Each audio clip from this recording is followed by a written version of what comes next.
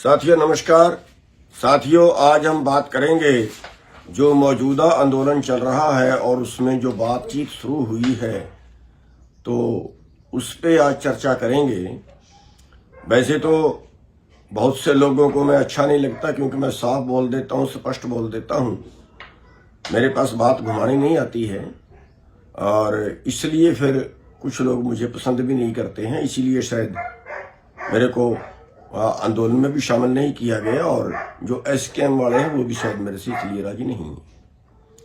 साथियों अभी जो आंदोलन चल रहा है मुबारक है, जो भाई आंदोलन कर रहे हैं बहुत अच्छा है, धन्यवादी हैं उनके।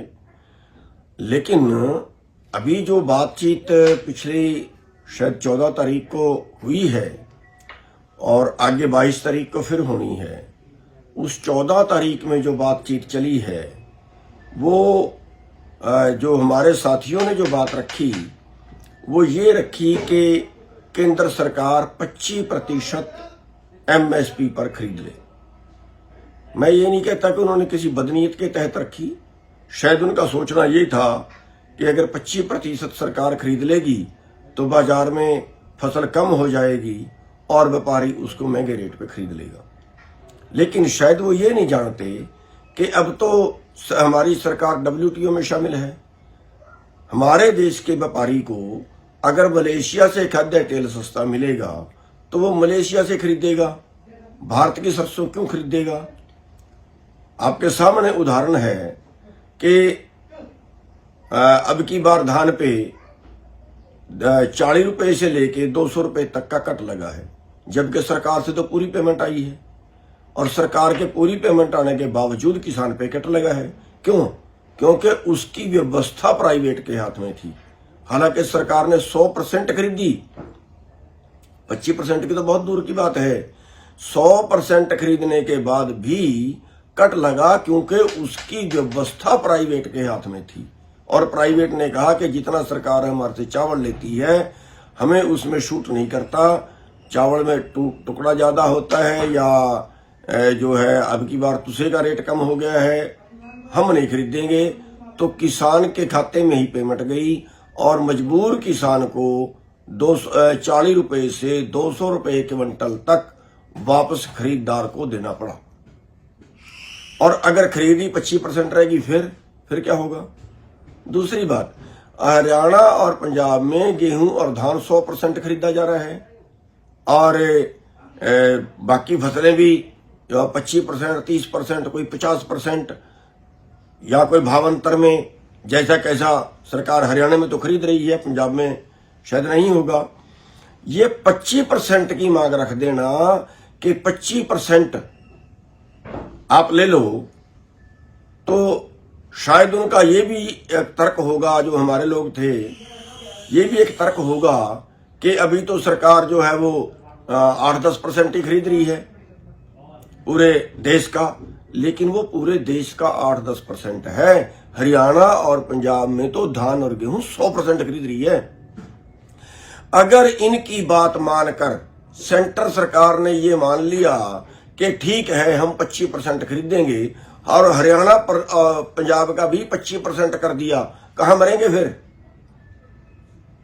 फिर क्या करेंगे? अगर हरियाणा और पंजाब का भी 25% आ गया, क्या हम अपने पैर पर आपको हाड़ी मार रहे हैं? आंदोलन इसलिए किया है क्या कि हम अपने पैर पे आपको हाड़ी मारें, हरियाणा और पंजाब के किसानों का भी सत्यानाश करवा दें? तो साथियों मैं कहना यह चाहता हूं कि भाई या तो राय कर लेनी चाहिए, कम से कम आप नहीं पता दूसरे को पूछ ले। अब नफरत भी है, नहीं ये नहीं हमें साथ में चाहिए, इनको नहीं हम बनाएंगे किसी हालत भी। क्यों भाई?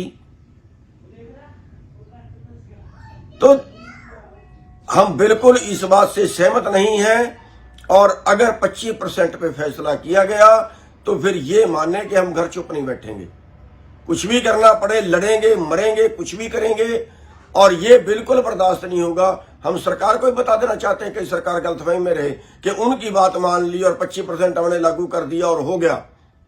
हरियाणा और पंजाब का 100% चाहिए।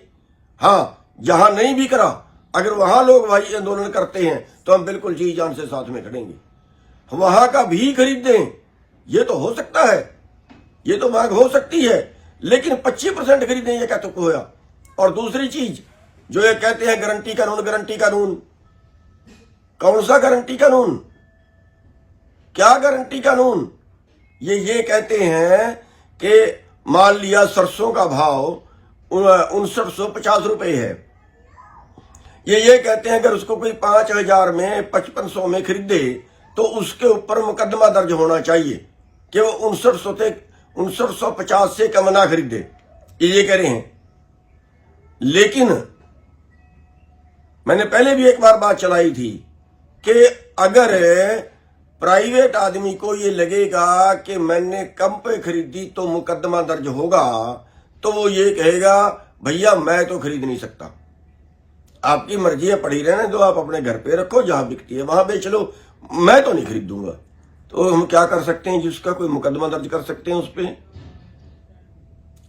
वो ये कहेगा अगर आपको सरसों बेचनी है भैया मार्केट रेट तो 5000 है, 950 रुपए मेरे को सीधे दे दे और फिर मैं आपकी 5950 में खरीद लूंगा। बात तो वहीं पे आई। हमें मांग ये रखनी चाहिए कि सारी फसल सरकार खरीदे, हमारे पे ठेकेदारी नहीं है प्राइवेट की, सारी सरकार खरीदे। और अगर हम 25% की बात करते हैं तो 75% तो अपने आप हमने प्राइवेट के हवाले कर दी, और 75% जब प्राइवेट ने खरीदी तो फिर तो वही चीज आ गई ना जो कानूनों को हमने तड़वाया था। वो कहेंगे ठीक है हम 25% खरीद रहे हैं मंडी से, 75% प्राइवेट अपनी मर्जी से चाहे अपने संस्थान पे खरीद दे, आपको क्या दिक्कत है भाई। अब अडानी ने गोदाम बना लिए तो ये तो कहेंगे ठीक है 25% हम खरीद लेते हैं मंडी से, 75% अडानी अपने गोदाम में खरीद लेगा। सेलर अडानी ने लगाने शुरू कर दिए जिनमें ट्राली सीधी जाएगी धान की, चाहे सुक्की और चाहे गिल्ली है, और वहां पे अनलोड होगी, चावल कुट के ही बाहर निकलेगा थैली में डल के।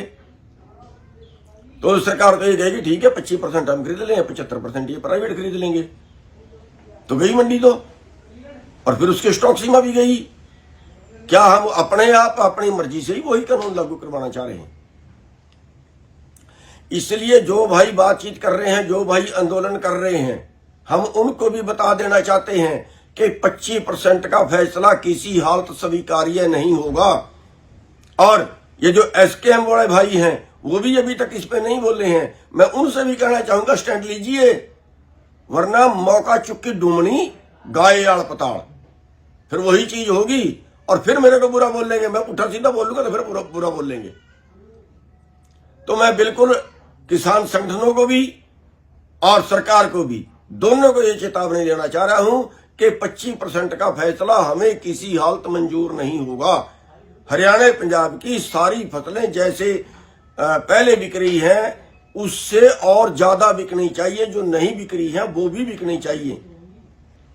जैसे पीछे उन्होंने 5 फसलों का कहा था कि हम 5 फसलें और खरीद लेंगे, और उसमें मैंने ये कहा था ऑयल सीड भी शामिल कर लें, तो ऑयल सीड भी के भी वो लिए तैयार हो गए थे। एक सर्दकालीन मक्का बाकी बच गया था, ग्रीष्मकालीन मक्का बाकी बच गया था। तो हरियाणा पंजाब की हमारी मांग है कि हरियाणा पंजाब की जो टोटल फसलें हैं उन पे कोई कट ना लगे। अगर उन पे कोई कट लगे, 25% की बात आई, तो फिर सरकार भी अपने मंजे तले को लाठी फेर ले और भाई किसान भाई भी अपना देख ले फिर कि लोग उनके कितना उनका वो करेंगे। तो मैं हरियाणा और पंजाब के दोनों स्टेटों के लोगों से, दोनों के स्टेटों के सभी किसान संगठनों से ये अनुरोध करना चाहता हूं कि इस बात पे स्टैंड लीजिए। और 22 तारीख की मीटिंग है, 22 में कोई ऐसा फैसला या उसके आगे कोई तारीख मिले, उसमें कोई ऐसा फैसला ना हो जाए जिससे हरियाणा और पंजाब के किसानों का नुकसान हो जाए। धन्यवाद।